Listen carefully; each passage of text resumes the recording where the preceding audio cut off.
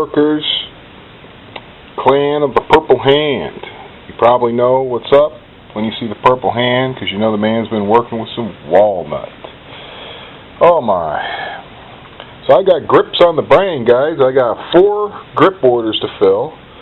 One of them is so complicated it is just taking me forever. I keep having to order stuff for it and do processes, and it's just taking a long time. So while I was waiting for a router bit to arrive, I decided to go ahead and handle. These are relatively simple for me in the terms of I know exactly what to do. I'm not saying that this would be necessarily simple for anybody, but for me, this is pretty straightforward. If I do everything exactly the way I know I need to do it, I get some grips that fit really, really nice. And as you can see, this is some really gorgeous walnut, and it's got a couple coats of my proprietary finish on it. And I'm going to put a couple more before I ship out. These go to the UK. And so let's come on down to the shop, and I'll show you the other grip project. And then I've got another one that's even more complicated than that coming up. Okay, so here we've got some more of the grips, just like the grips that you saw up at the house that I've completed and I'm just applying finish to now. Now these have just come straight off the spindle sander. These have had a little bit of hand sanding, but very little. They are not fitted to the frame yet. They're oversized. They are lumpy and bumpy, but they are almost the right shape. I've got 2 of them like this. These are for someone with a large hand. So I'd use larger pieces of wood. Thicker pieces of wood, larger. These are for somebody with a medium to a small hand, and when I get a chance, I will finish these up. And you can see the process pretty much. You can tell how it goes. First thing I do when I'm making grips, before I bother shaping them, is I make sure they fit the frame. There's no sense in shaping something if it's not going to fit the frame. So, I have been very, very busy getting this together. The reason I got this thing clamped is because I don't want to run a screw in and out, in and out, in and out 100 million times to test fitting. It's just much easier for me to clamp it down, eyeball it, and see whether or not I got it right. Because if it won't go down, it's not fitted yet, right? Derp. So, let's get that out of the way. Alright, here it is, a lovely Crosman Mark I vintage air gun. And it is really something to get these babies to fit. This was my test grip panel, and I just sort of blew it out because I wanted to quickly see whether or not my processes with all my routers and jigs and everything was going to work. And it appeared like it would, but I needed to dial it in a little. One of the things I was waiting on was a 7/8 core box, and there it is. It had to come from Hong Kong. I couldn't find one anywhere in the U.S. I guess 7/8 is just a really odd size. Here's the 1-inch. It's just too big. It just wouldn't do it. It's sad to say, but what I needed to do is make this little groove to fit here. And I had ordered another router bit to help me make this area. The guy never shipped it. And when it didn't show up, I contacted him. He's like, oh, yeah, I'll ship that out tomorrow. Then it was like noon, and he hadn't shipped it. I said, just give me my money back. And I broke out my chisels, sharpened up my chisels, and I did the fitting there by hand. And I'll just show it to you. This is one of the hardest things I've ever had to fit. You're dropping this down into a ramp shape. It's very difficult to scribe it onto the piece. It's difficult to get it to fit exactly right because it's got little curved edges and everything. Okay, well, we still got some good light here. It's getting late, it's like 6. I wanted to show you how these are fitting so you can really see them in the daylight.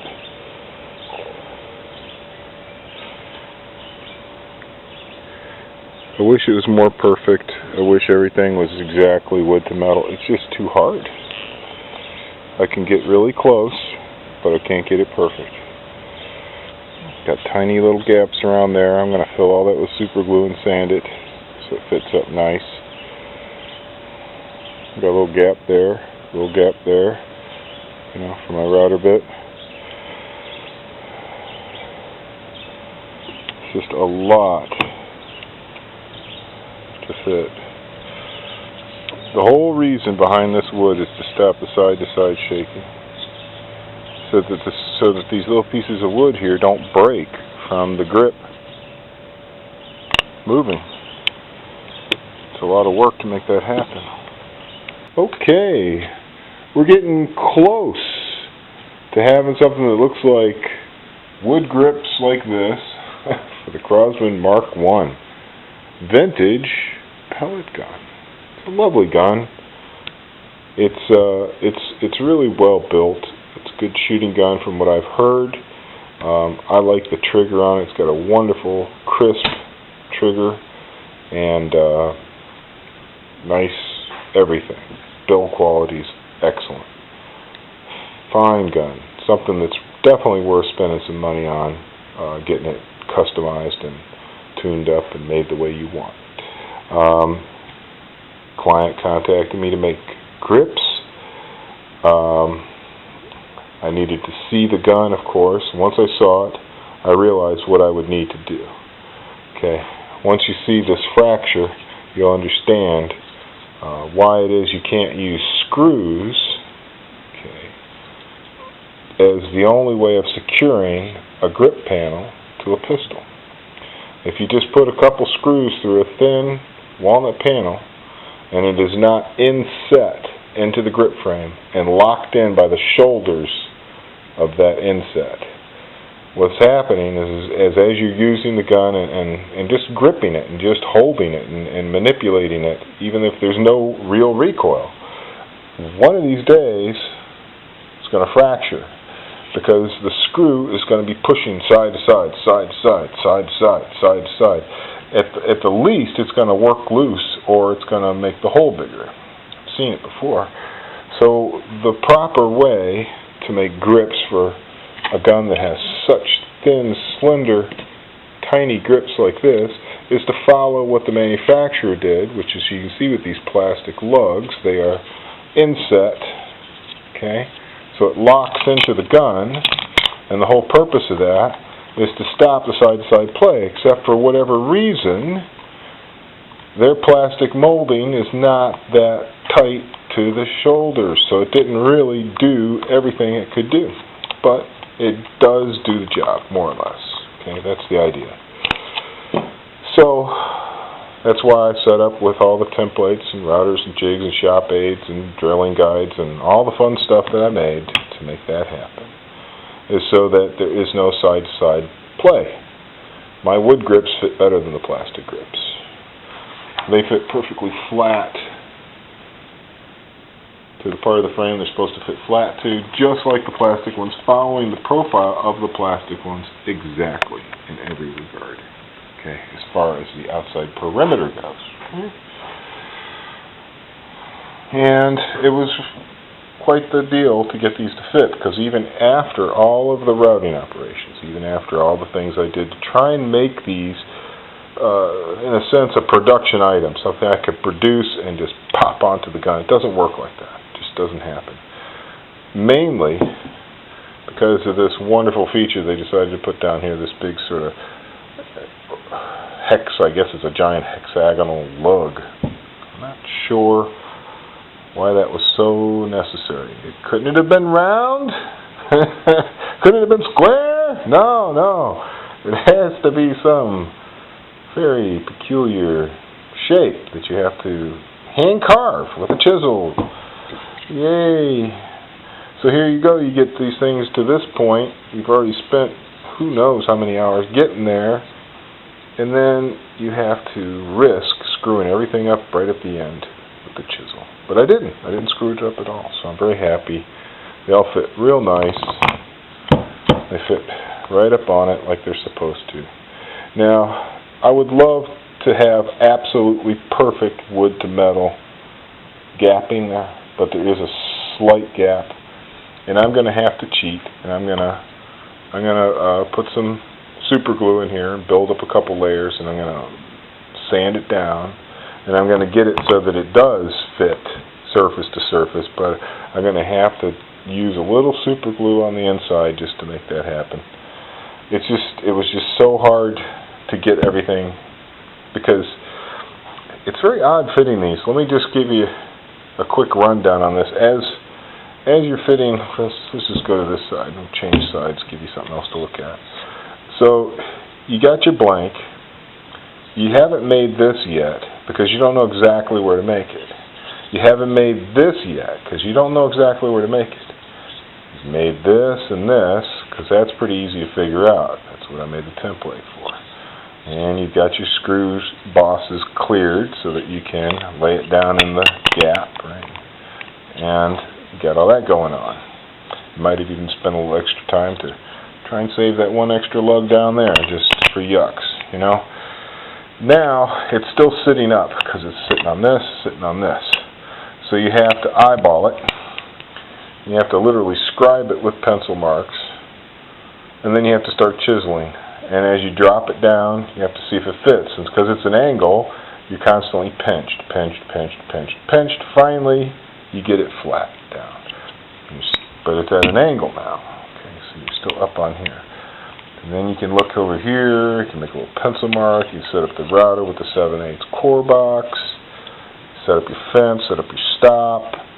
Run it in there. See what happens. Get it so it fits it. Put it on there, you find out, it's still rocking. What's making it rock? The screw sticks up. You get in there with the spindle sander and you carefully remove some material right there without disturbing this nice straight line or this wonderful curve here that's following this profile. Right? So, fiddle. Okay. Oh, it's still rocking. What is it now?